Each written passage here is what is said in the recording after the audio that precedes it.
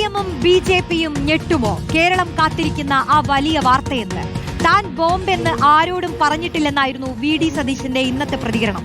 എന്നാൽ വലിയ വാർത്തയുണ്ടാകുമെന്നും സതീശൻ പറഞ്ഞു. ഞാൻ പറഞ്ഞത് ഒരുപാട് വാർത്തകൾ വരും. CPM-ഉം BJP-കാരോട് ഞാൻ പറഞ്ഞു, ആ കാളെ അയച്ചുവിടല്ലേ, കാളെ കൊടുക്കല്ലേ, അത് പാർട്ടി ഓഫീസിന്റെ മുറ്റത്ത് കെട്ടണം എന്ന് പറഞ്ഞു. വരും. ഞാൻ ബോംബെന്നൊന്നും ഞാൻ പറയില്ല, നിങ്ങളാണ് ബോംബെന്നൊക്കെ പറഞ്ഞത്. ഞാൻ പറഞ്ഞത് CPM സൂക്ഷിക്കണം, BJP കാളയെ അയച്ചുവിടരുത്, കാളയെ സൂക്ഷിക്കണം. ഇത് രണ്ടുമാണ് ഞാൻ അവരോട് പറഞ്ഞിട്ടുള്ളത്. ബോംബ് അല്ലെങ്കിലും ഒരു വലിയ വാർത്ത വരാനുണ്ടെന്ന് പറഞ്ഞുകൊണ്ട് വീണ്ടും സസ്പെൻസ് നിലനിർത്തുകയാണ് VD സതീശൻ. സജോ ദേവസി ചേരുന്നു. സജോ, ഇനിയിപ്പോൾ വീണ്ടും വീണ്ടും കാത്തിരിക്കണമെന്നാണോ? എന്താണ് VD സതീശൻ ഉദ്ദേശിക്കുന്നത്?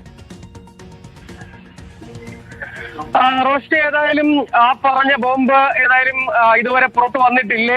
ബോംബിനെ കുറിച്ച് ചോദിക്കുമ്പോൾ അദ്ദേഹം പറയുന്നത് താൻ ബോംബെന്ന് പറഞ്ഞിട്ടില്ല എന്നതാണ്. പല വാർത്തകളും വരാനുണ്ട്, അത് കാത്തിരിക്കണം.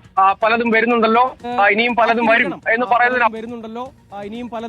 എന്ന് പറയുന്നതിനപ്പുറത്തേക്ക് മറ്റെന്തെങ്കിലും ഒരു കാര്യം വെളിപ്പെടുത്തുന്നില്ല. അതിനിപ്പോൾ BJP-യുടെ കാര്യത്തിലാണോ ബോംബെന്ന് ഉദ്ദേശിച്ചത് എന്ന കാര്യത്തിൽ അദ്ദേഹം ഒരു വ്യക്തത വരുത്തുന്നുമില്ല.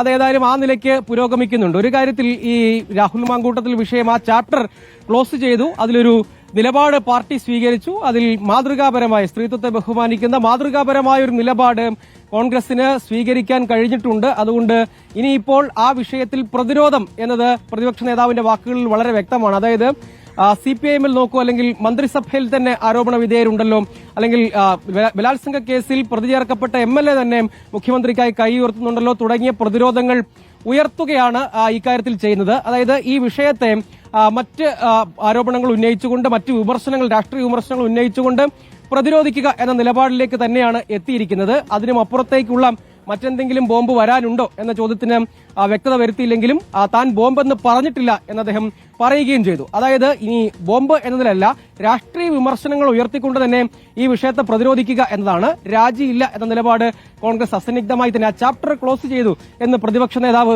അസന്നിഗ്ധമായി വ്യക്തമാക്കുന്നതിലൂടെ രാഷ്ട്രീയ പ്രതിരോധം ഇനി ഒരുക്കുക എന്നതാണ് പ്രധാനം. അതിന് CPIM പക്ഷത്തുള്ള, LDF പക്ഷത്തുള്ള സർക്കാരിന്റെ ഭാഗമായുള്ള ആളുകൾക്കെതിരായ മുൻകാലങ്ങളിലെ കേസുകൾ, ആരോപണങ്ങൾ, അവയെ മുൻനിർത്തി രാഷ്ട്രീയ പ്രതിരോധം തീർക്കുക എന്ന നിലപാടാണ് സ്വീകരിക്കുന്നത്. ഒപ്പം കൃഷ്ണകുമാറിന്റെ കാര്യത്തിൽ ബോംബാണോ എന്നതടക്കമുള്ള കാര്യങ്ങൾ അദ്ദേഹം നിലപാട് പറയുന്നില്ല. പകരം ഗൌരവമുള്ള ആരോപണം അദ്ദേഹത്തിനെതിരെ ഉയർന്നിരിക്കുന്നു. അതുകൊണ്ട് BJP-ക്കെതിരായ രാഷ്ട്രീയ വിമർശനവും പരിഹാസവും ഉന്നയിക്കുന്നു, മുഖ്യമന്ത്രിക്കെതിരായ രാഷ്ട്രീയ വിമർശനവും പരിഹാസവും ഉന്നയിക്കുന്നു എന്നത് പ്രധാനപ്പെട്ട കാര്യം. അതിനും അപ്പുറത്തേക്ക് മറ്റെന്തെങ്കിലും ആരോപണങ്ങളുടെ രാഷ്ട്രീയ ബോംബ് വരാനുണ്ടോ എന്ന കാര്യത്തിൽ പ്രതിപക്ഷ നേതാവ് ഒരു വ്യക്തതയും വരുത്തുന്നില്ല. പക്ഷേ ഈ കാര്യത്തിൽ പ്രതിപക്ഷത്തിന്റെ, UDF-ന്റെ, കോൺഗ്രസിന്റെ നിലപാട് എന്താണ് എന്ന് അദ്ദേഹം അസന്നിഗ്ധമായി വിശദീകരിക്കാൻ ശ്രമിക്കുകയാണ്. രാഹുലിന്റെ ആ ചാപ്റ്റർ ക്ലോസ് ചെയ്തു, അതിൽ നടപടി സ്വീകരിച്ചു കഴിഞ്ഞു. ഇനിയിപ്പോൾ ആ വിഷയത്തിൽ ധാർമ്മികത എന്നൊരു പ്രശ്നമുണ്ട്. ആ പ്രശ്നത്തെ CPM പക്ഷത്ത്, അല്ലെങ്കിൽ ഭരണപക്ഷത്തുള്ള ആളുകൾ നേരിട്ടിരുന്ന ആരോപണങ്ങളെ മുൻനിർത്തി പ്രതിരോധിക്കുമെന്നാണ് നയം എന്നത് അദ്ദേഹത്തിന്റെ പ്രതികരണത്തിൽ നിന്ന് വ്യക്തവുമാണ്.